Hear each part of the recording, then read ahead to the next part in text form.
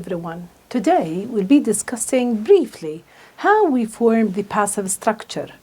The reason for discussing the passive structure in relation to writing is that passive structure is usually related to the formal type of writing, which is needed in exercise number 6, where you're going to write reports, reviews, essays, and articles. So let's get a kind of revision for what you already had discussed with your teachers in previous years in relation to this type of structure.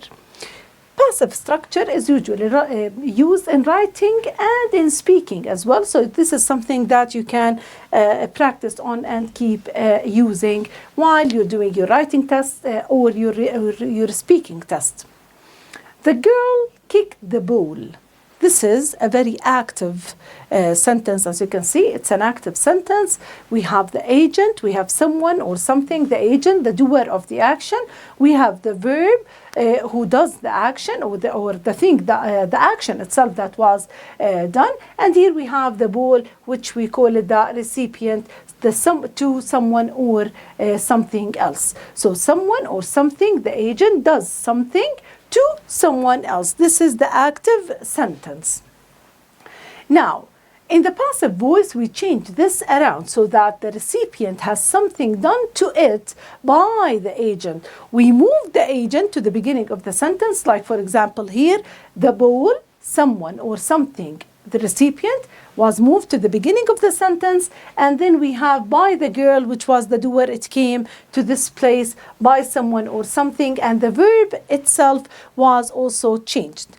I always remind my students, whenever you change an active verb to a passive verb, if you have one verb, it will become two, because you will need the help of verb to be according to the tense used. So if we come back to this verb, kicked, okay, kicked in this case, I have the verb kicked in the past tense. So I need before it an auxiliary or a verb to be that is related to the past tense.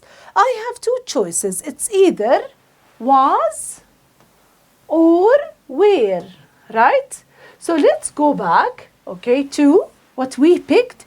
We picked was according to the subject, the new subject that we have here. So I have here the ball, which is singular, was kicked by the person. Now, think of this example. If we have the girl kicks the ball, in this case I have present simple, and the verb to be I have in that case, what do you think?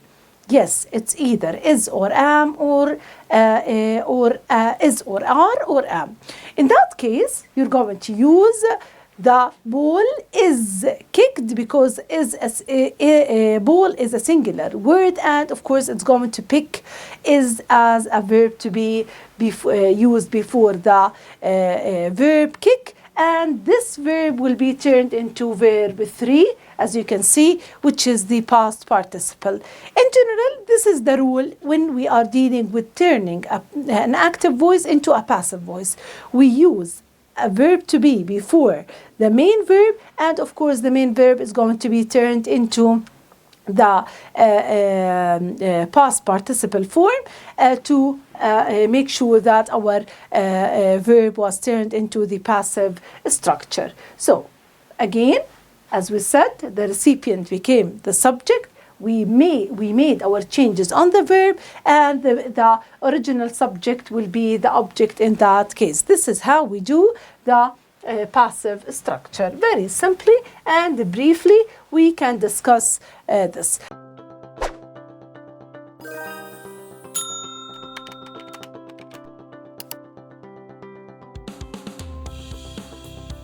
We have here another example. As you can see, the rain soaked the garden. The rain is the agent. We have soaked, which is past simple verb, soaked, ed. Okay, in that case, I need number 1 to what? To move the garden to the beginning of the sentence. So it will be the garden, okay, and the rain. I will write it like this, by the rain. Now I have the verb soaked. I will think of the tense firstly. What is the tense? Past. past means I can only use was or were. Okay? Now, I go back to the subject here, the new subject, okay, which was the recipient in the original sentence. The garden is singular, so I'll pick was, okay? So I'll be using a different color here. Okay, was soaked.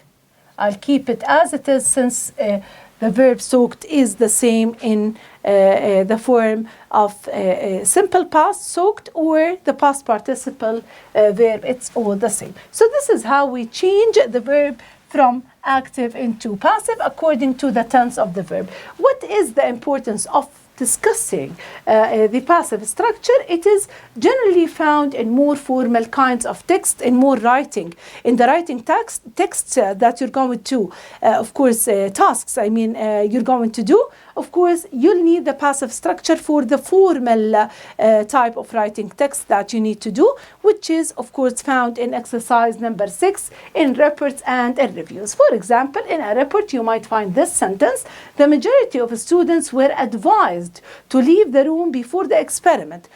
Okay, imagine yourself writing about visiting a science exhibition. Okay, so you might need to write about this piece of information. It's preferable not to say that the organizers advised the students to leave the room before the examiner. It's more formal to use the passive structure in that case. So the majority of students or the students were advised to leave the room before the experiment. The passive is used because the person doing the action or the agent is not important. And this is, as I said, found usually in formal academic writing.